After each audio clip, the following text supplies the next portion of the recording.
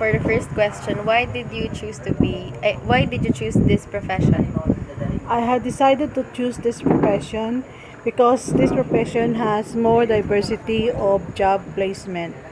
When you're BSN graduate, you can work as a teacher, as a police nurse, as a navy nurse, or military nurse, company nurse, or school nurse.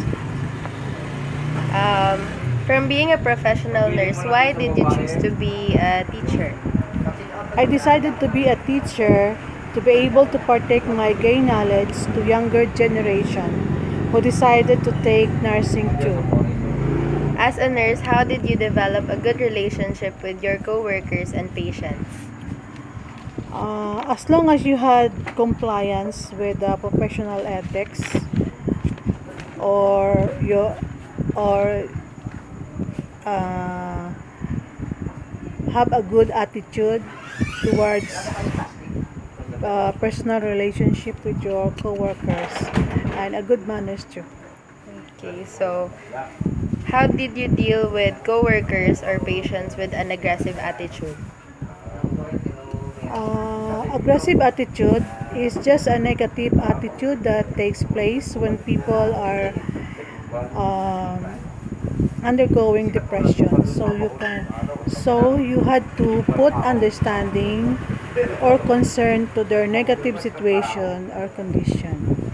Okay, so how can you start a conversation with a depressed patient or a patient who has a critical condition?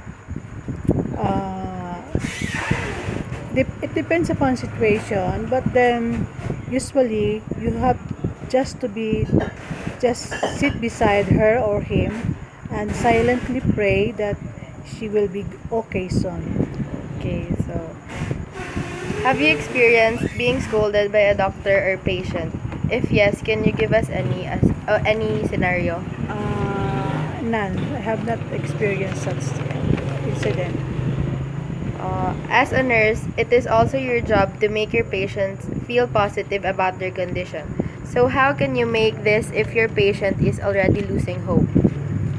Uh, just tell your patient to pray because only in prayers changes all things, and in prayers you can easily divert your mind focus to a positive hope.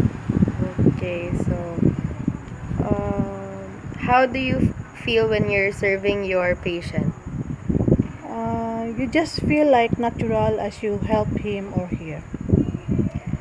What was the happiest moment that you have felt in being a nurse? Seeing your nursing student, to be successful and contented, and seeing your patient going home alive and physically relieved or well. How about the saddest moment that Your saddest moment, seeing your patient in flatliner. how did you overcome the stress in your work? Um, Overcoming depression or stress is just take time to pray because prayer make you at peace always because everything you cannot change you surrender to the creator and wait in his own time. So, can you give us any piece of advice or to the students who wants to pursue the nursing career?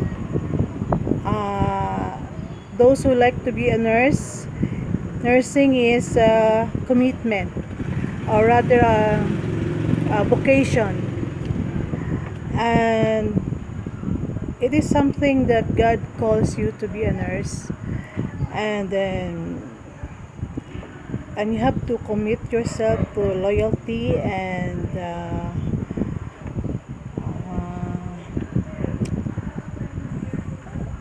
loyalty to your work, and you have to take responsible for the needs of your patient, and also not only physically but also psychologically and spiritually.